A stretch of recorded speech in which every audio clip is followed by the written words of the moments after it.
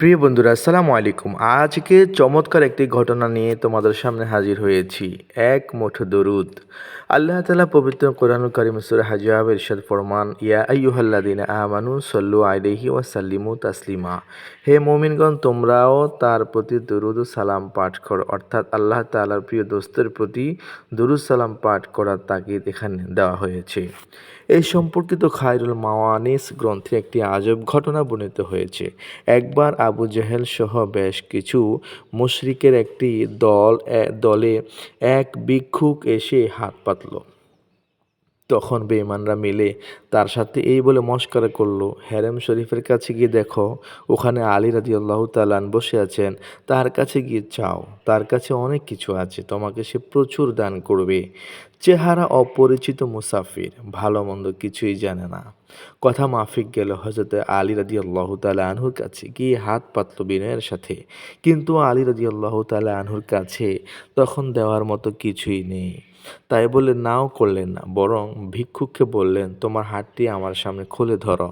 সে খুলে ধরার পর হযরত আলী রাদিয়াল্লাহু তাআলা কিছু একটা পড়ে তার হাতে ফুঁ দিয়ে বললেন, বন্ধ করে নাও, আর ওই কাফেরদের সামনে গিয়ে হাতটি খুলবে, তার আগে নয়।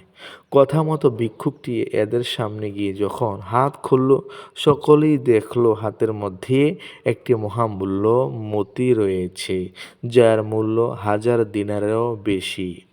বেঈমানরা তাজ্জব হয়ে বলল, এ মতিটি কি তুমি আলী তোমাকে দিয়েছে? ভিক্ষুক লোকটি বলল, না, তিনি আমার হাতে এক ফুঁ দিয়েছেন, তার সেই ফুঁ এর বরকতেই এই মহারত্ন। ছুটে গেল পুরো দল, মুশরিকদের দল আলীর খেদমতে, গিয়ে প্রশ্ন করল, এই মূল্যবান রত্ন আপনি কোথায় পেলেন? এ কথা সকলেই জানেন, সেটা ছিল নেহাত নিদান কাল। ওই সময় এই মহামূল্যবান মতি থাকার কথা নয়। প্রিয় নবী সাল্লাল্লাহু আলাইহি সাল্লাম কিংবা হযরত আলী রাদিয়াল্লাহু তাআলা আনহু কারো কাছেই কোনো বিশাল বিত্তীয় সম্পদ ছিল না। তাই বিস্মিত অবস্থার সবাই তার কাছে আসলো এবং সবাই অবাকই হলো। আর এটি মূলত আশ্চর্য হওয়ার ঘটনাই। তাদের প্রশ্নের উত্তরে হযরত আলী রাদিয়াল্লাহু তাআলা আনহু বললেন, ভিক্ষুকটি এসে যখন আমার কাছে হাত পাতল, তখন তাকে খালি হাতে ফিরিয়ে দিতে আমার লজ্জাবোধ হলো। আর দেওয়ার মতো কিছুই নেই। তাই প্রিয় নবী সাল্লাল্লাহু আলাইহি ওয়াসাল্লামের নামের উপর দুরূদ পড়ে তার হাতে ফুঁ দিয়ে দিলাম। দুরূদ শরীফের বরকতে আল্লাহ তাআলা এই মহামূল্য রত্ন তাকে দান করেছেন। সুবহানাল্লাহ। এই ঘটনাটায় উপস্থিত সবাই খুবই আশ্চর্যিত হলো, অবাক হলো এবং সঙ্গে সঙ্গেই ৩ জন বেদিন ইসলামের ছায়াতলে কালিমা পড়ে আশ্রয় নিল।